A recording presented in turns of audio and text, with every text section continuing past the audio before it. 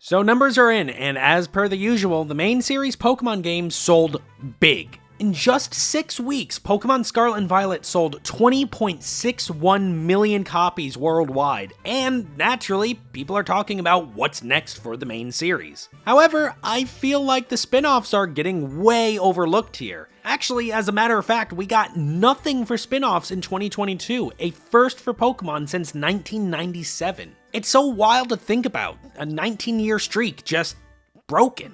You know, you think it might be because they decided to do Arceus alongside Scarlet and Violet the same year, but who knows? However, more importantly, this sort of thing makes me wonder, how many spin-offs that have existed that we just haven't gotten at all? You know, or ones that we didn't even know existed. There's surely got to be plenty of those, right? Oh man, are there? You don't even know. As a matter of fact, that's what we're going to be working on today, Prime. And since it's so interesting to you, why don't you start us off with our first game? I don't know why you'd think that based on what I said, but alright. I guess I'll start off with Pokemon Stadium, a spin-off of the Pokemon franchise that nobody ever knew existed. But don't worry, because Nintendo is pulling out this never-before-seen game and putting it right on their Switch Online Nintendo 64 service.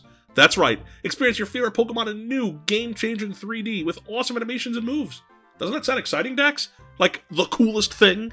Oh, it sounds amazing, except you're only slightly off base there, Prime. Yes, Pokemon Stadium 1 and 2 are coming to the Nintendo 64 NSO app later this year. However, there's another Stadium game that you might not know about. See, Stadium 1 and 2 in Japan are actually known as Stadium 2 and Stadium Gold and Silver, respectively. It might seem confusing, but this is definitely not like a Final Fantasy type of beat.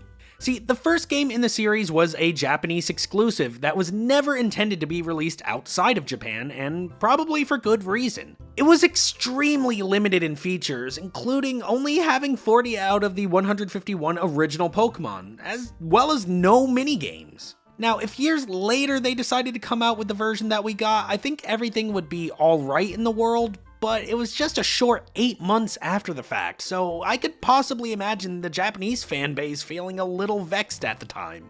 I feel like there's a pretty good chance a lot of this video could just devolve into us talking about Japanese releases.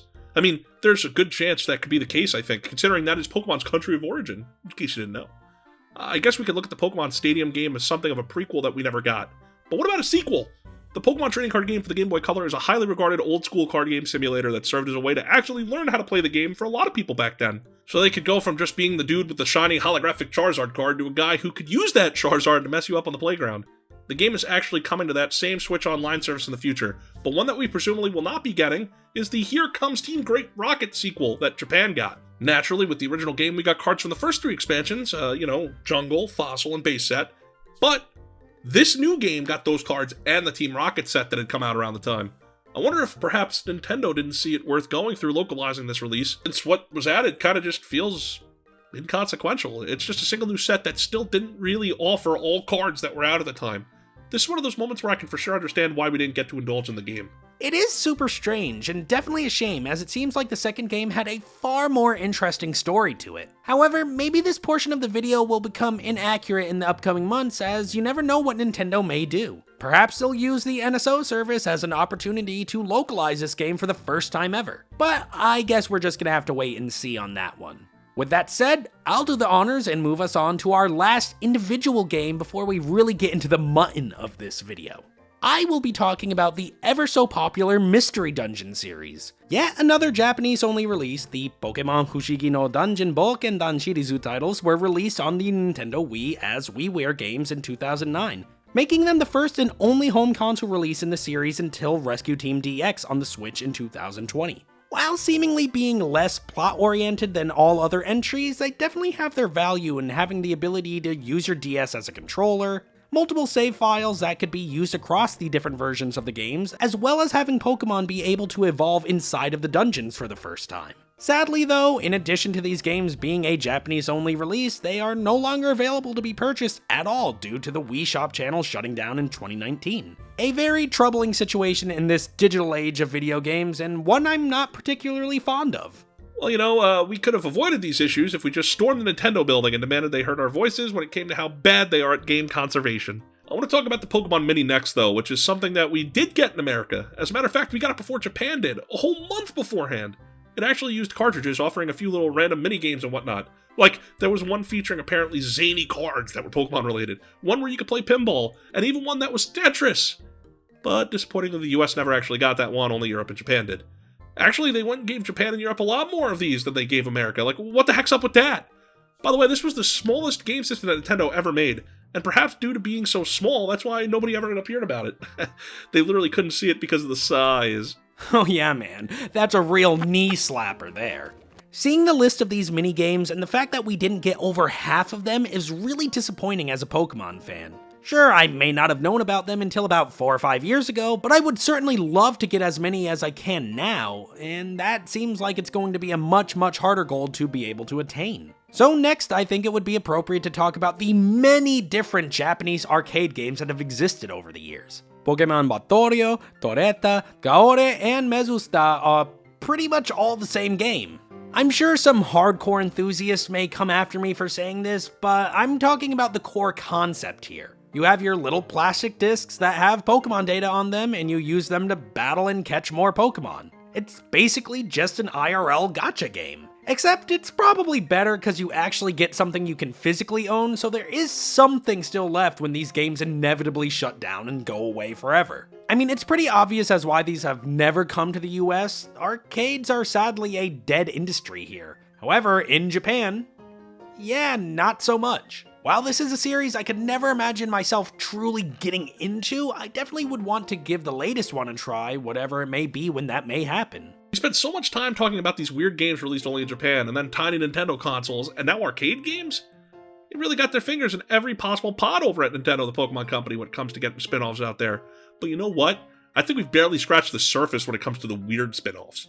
I myself am very much a big fan of the Kids WB Saturday morning block that many of us discovered Pokemon through. And in being such a big fan, I spent a lot of time on their website and naturally, looked at a lot of Pokemon.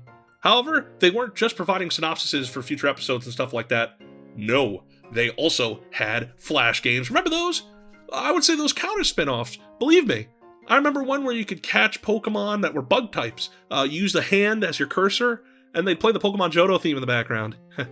And there were also some trivia games I remember playing too. They're all since lost to time, of course, but I'm sure there are some people out there watching our video today that would indulge in many different Western Flash games. There was also a weird, Wolfenstein 3D clone game that was made called Pokemon 2000, but that didn't see much time online due to copyright issues. Are there any Flash games you can remember from back in the day, Dex?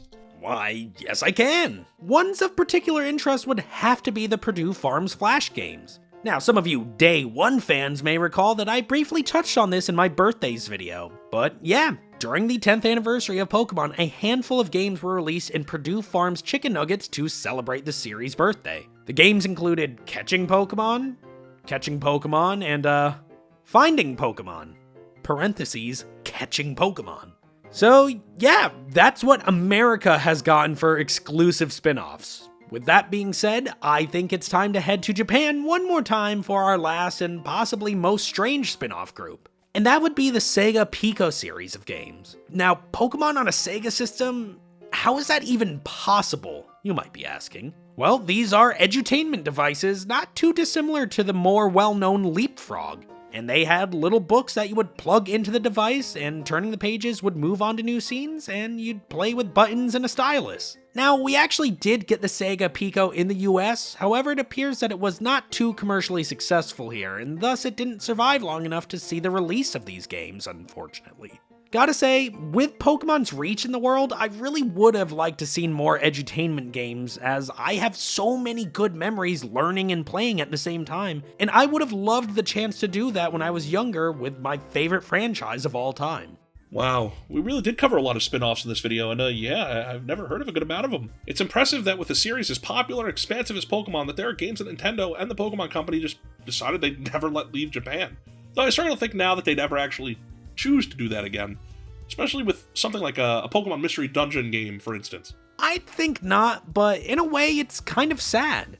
I mean, sure, it's not great there are so many games other regions never got to experience with Pokemon, but that could also mean that the world will just never see these more unique kinds of titles in the future. But I suppose not having the opportunity to play them might as well be like them not existing in the first place. But hey, why don't you, the audience, let us know in the comment section below what you thought about all of this. Pokemon Day is coming real soon, and I have a gut feeling we'll see some pretty sweet Pokemon spin-offs. So, with all that said, I am Dexter the Magnificent. And I'm Collector Directive. And we'll see you all next time.